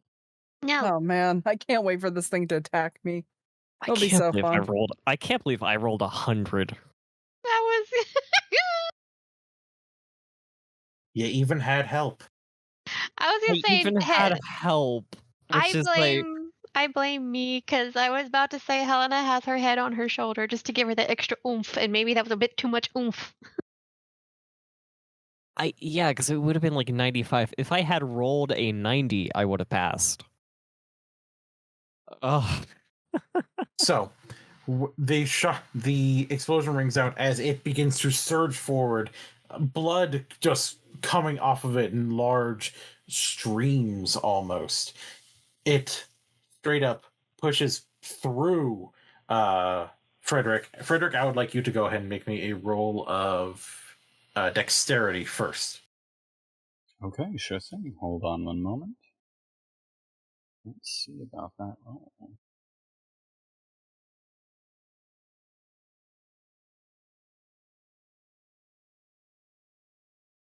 Okay, 13, and if I recall correctly, my dexterity is 70. Yes, that's true, 70 dexterity. Okay, you managed to just dive to the side and out of its path to avoid getting just trampled underneath its mass. As it Oh, surges good, a forward. save or die. Hell yeah. The attack, as it surges forward, the shot from Loretta's rifle rings out. Loretta, you realize you didn't check to see if this thing had ammo? No, she did. Yes, I did.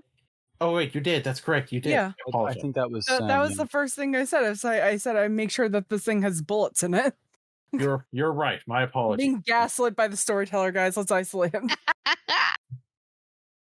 You would know gaslight robots. Anyway. of which all three should be skills in this game, but none of them are. We'll have to change that later. The shot rings out and just impacts heavily, taking off a large chunk of flesh from the top of the serpent's being. Like a chunk that shows you can see the gleaming white of skull underneath it as it is just hissing and just in horrid pain. And as it lunges at you again, you take another shot and take one of its eyes. As it doesn't crush it or pierce, it almost shatters in a spray of these deep purplish and bluish fluids mixing in with the red blood as it pulls back and just lets out another unholy wail, which gives enough time for Sister Rosalie and Helena to begin calling upon an aspect. And looking upon it, it is beautiful.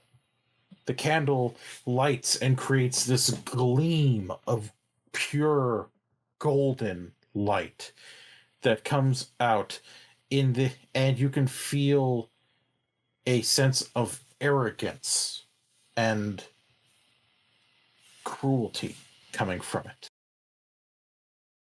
Just the sight of it is enough that I would like everyone to give me a roll of determination, please. Oh, dear. Yeah, let's go. Let's all get fascination.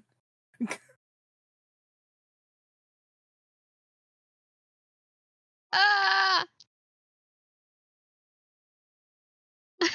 Damn it. Fuck yeah, let's go. 31. Oh, I have like a 30 determination. 40 determination? I don't even care. Frederick I shrugs Yeah. it right off. I've got a 75 determination. I look at it and spit. I'm a 25. I rolled a my 40. mine is 80 and I rolled a freaking 90. Yeah. Fascination's not so bad. Sometimes you'll have that. Yeah. So, it looks like we have successes from Loretta, Frederick, I believe. Mm-hmm. Roderick, what is your determination again? I failed. That's a 68 out of 50. All right. Could I use a D4 from the Forge of Days for this? I would say yes, Okay. given that there is great light coming from the forge itself.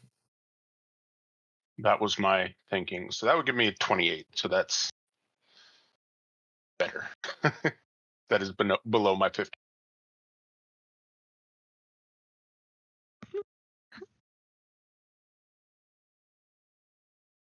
Alrighty. And is anyone else going to utilize any dice? Yeah. I don't know what's left. Y'all are cheat. Take um that fascination. actually wait, no, fascination's good for bright arts, isn't it? It does Yeah. help with bright arts. It does cause any future determination rolls to be lowered, though. And again, while it does help bright arts, if you get too much, then your mind begins to leave your body. I will take the one level of fascination for now. Me too. Alrighty. This golden gleam is beautiful. It's perfect. And I would like you both to note down the fascination. Light is pure. Got you. But this light also seems to sear and almost cauterize and burn through some of the exposed flesh of the younger sister. It is still like writhing and thrashing its body about. Loretta, if you could please give me a roll. Yeah. I feel like it goes without saying that she's dedicating all of her shots to the Colonel. Of course. And as such, I will let you choose to dodge utilizing bright arts. Oh, cool. This thing was gonna hit me. Only in its wild lashings. Wild flashings on that. Let's go.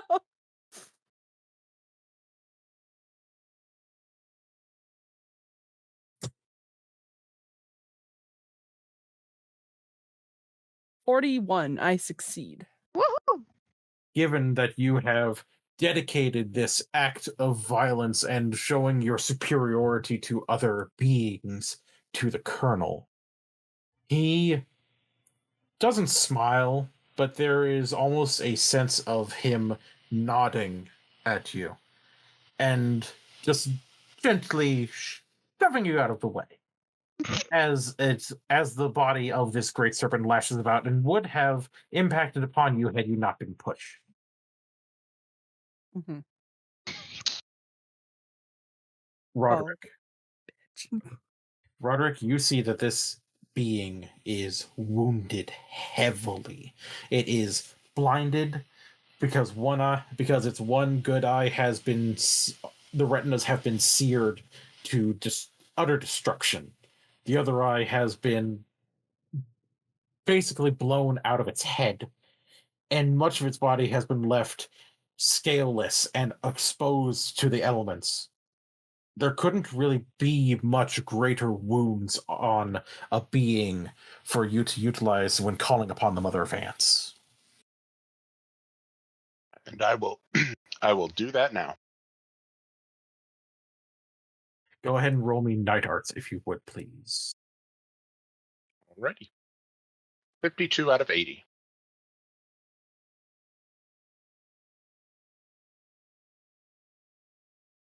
He made the snaky Nicky.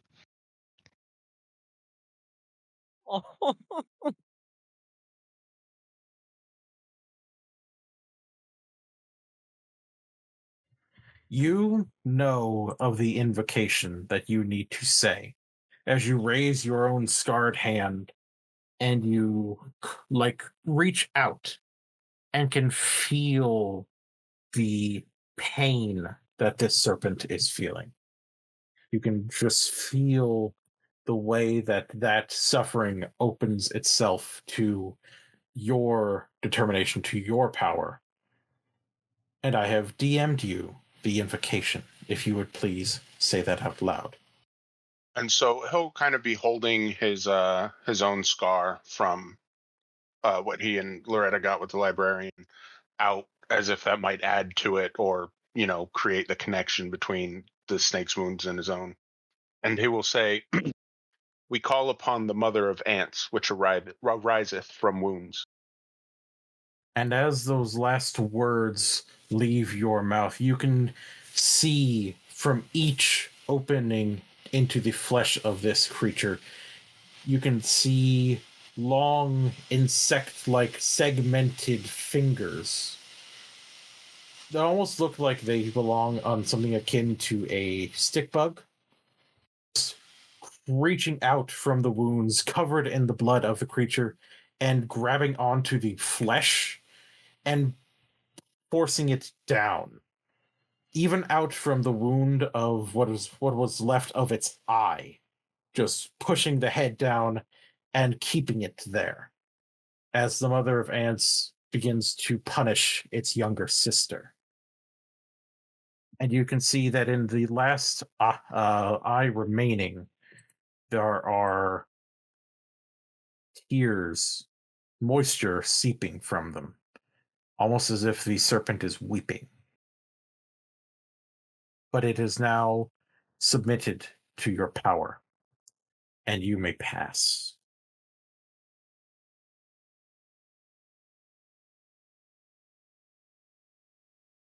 And that Roderick will kind of look at the others, still holding his own wound out towards it, and just kind of, I think it's done.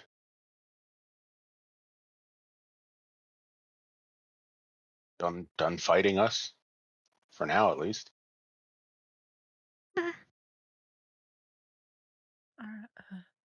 I can see if I can scout out those tools that the librarian was looking for. I can wait here, make sure I can kind of keep it like this. Or you guys do that if you want. Yeah, let's do that. I don't want to put too fine a point on it. I just want to be very clear. We did not come here to stop that snake from fighting. We came here to kill it.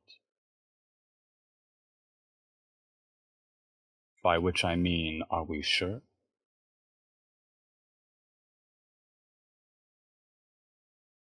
How... If your goal is to kill it, then go ahead. Would you oppose that? Rhetorically or otherwise? I don't think it'll matter to you if I do or don't.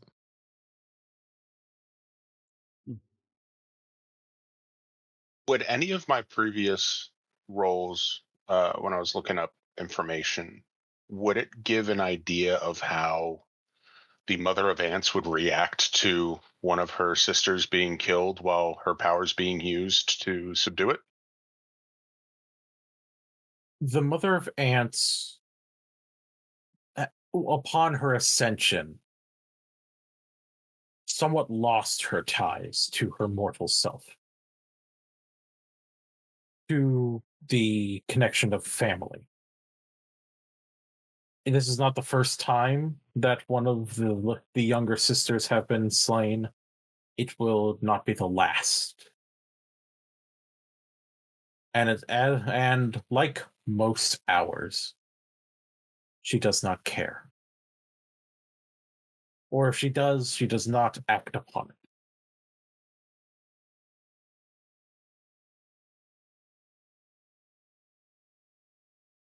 And Roderick will just kind of shrug for his part as he's looking at Frederick.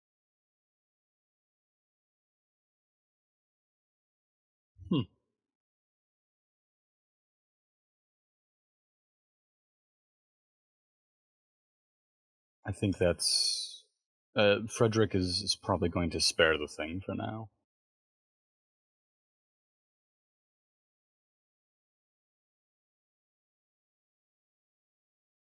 While they're having this conversation, Loretta's gone off to look for the tools. Okay. You don't have to look too hard. As you get down closer to the corpse of the other younger sister, the one that it seems the librarian had managed to bring down, you see that within the center of the nest there is a couple of things. There is a roughly hewn stone tablet that has, it looks like the engraving or like carving the face of a woman in it. And with your own knowledge of the night arts, you do believe that this is actually a carving of Saint Agnes, a very powerful being within the aspect of knock. Mm-hmm.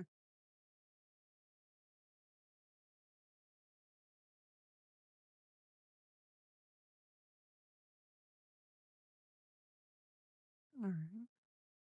She'll And put you- that tablet in her bag. Excellent. You also see one other thing.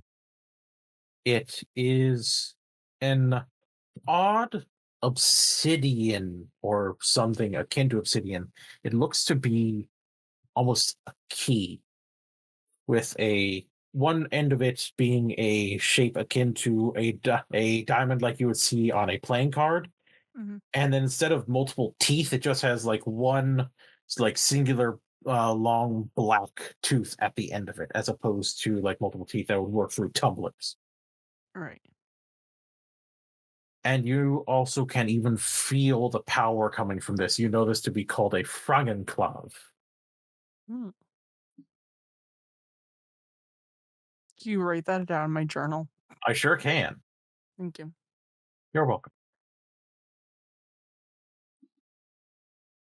It's really hard to know every single stupid detail about Cultist Simulator and hear you mention things and not go, oh yeah, buddy! Yeah, buddy!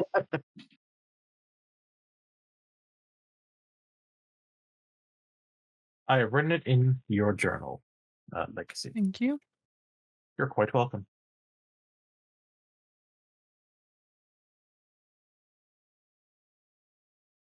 I realized I probably spelled her name incorrectly. No, I do not care. All right. That's fine.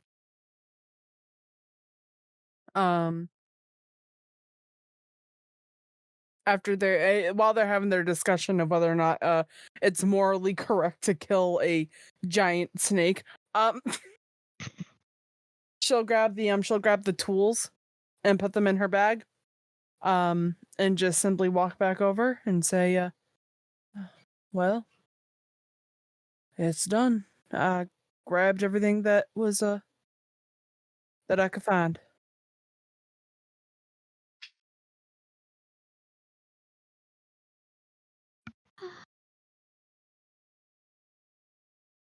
Shall we, Maybe we should go. yes, please, quickly. Mm-hmm. Swiftly. So after that, it's the long hike out of the is it the moor, right? The moors, yes. Yes. And you do not need to work to find your way back out again. the Moors seem to open themselves up to you now that you have shown that you are not ones to be trifled with. Nobody tell the Moors that I only had the one pipe bomb. Heck around and find out. Mhm. Oh no. As you come out of the Moors, it has gotten to about 8, 8:30. The town is waking up and going about their day. And as you are passing by the post office, you see that there is the postmaster standing outside, and he's looking about and looks to Helena. Oh. Miss McLeod, yeah. Oh, yes. Message for you. Come from America, it seems. And he just passes out a envelope to you. And he says, oh, and of course, for everyone here, just feel free to go ahead and take this to the librarian, if you would please. And he pulls out a copy of the daily newspaper that is shipped in from London.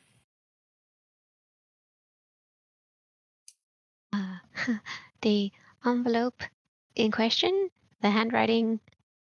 The handwriting you notice is the handwriting of your grandmother. Oh, thank God. I grabbed the newspaper. The newspaper itself seems to be fairly normal. It seems that there are talks about possibly having to go into war again, and disagreements between the United Kingdom as well as disagreements with Germany. Mm-hmm. And you also notice that there's a smaller story down at the bottom left that talks about a individual in America who was a much respected individual who suddenly confessed to all manner of crimes and is now being sentenced to be hanged. That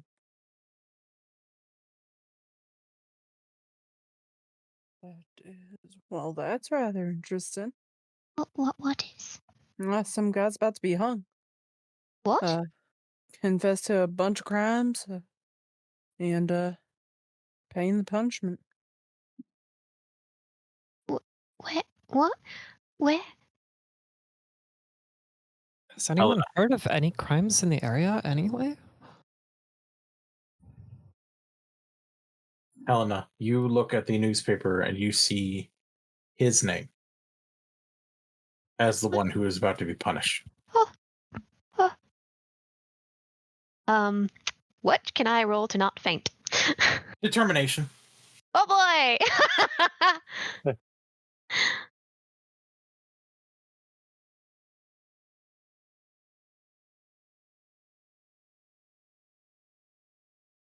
It's taking its time.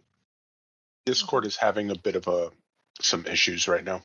Oh, okay. Well, Discord having issues. I'm so shocked. Never. Let me try that one more time. I'm just glad it hasn't hit the voice chat. Mm-hmm. And keep in mind, I have fascination. It's still not letting me. So I do believe that your current determination is a grand total of 15. So I will go ahead and roll it for you if you would like me to. I'm gonna try one more time.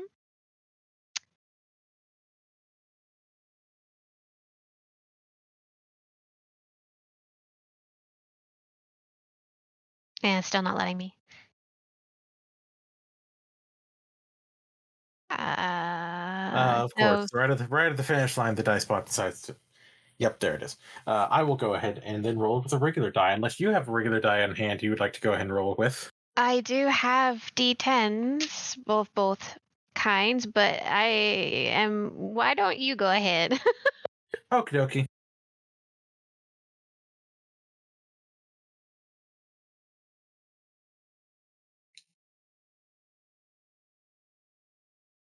And down she goes. I apologize. I rolled a 99. No, I love it. Roderick will try to catch her. Well, Yeah, you don't have to really lunge all that hard. It's just, you just see her stop, stare, and then just see her begin moving one way and not stopping. She's 90 pounds soaking wet.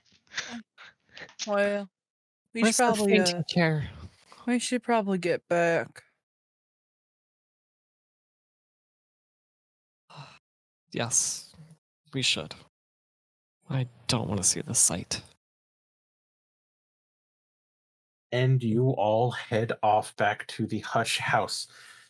Heads held high, except for Helena, who cannot do so at the current time. And victorious, knowing that you have more of what you would need for the upcoming work that you will have to commit to. And with that, we are going to actually wrap up a few minutes early.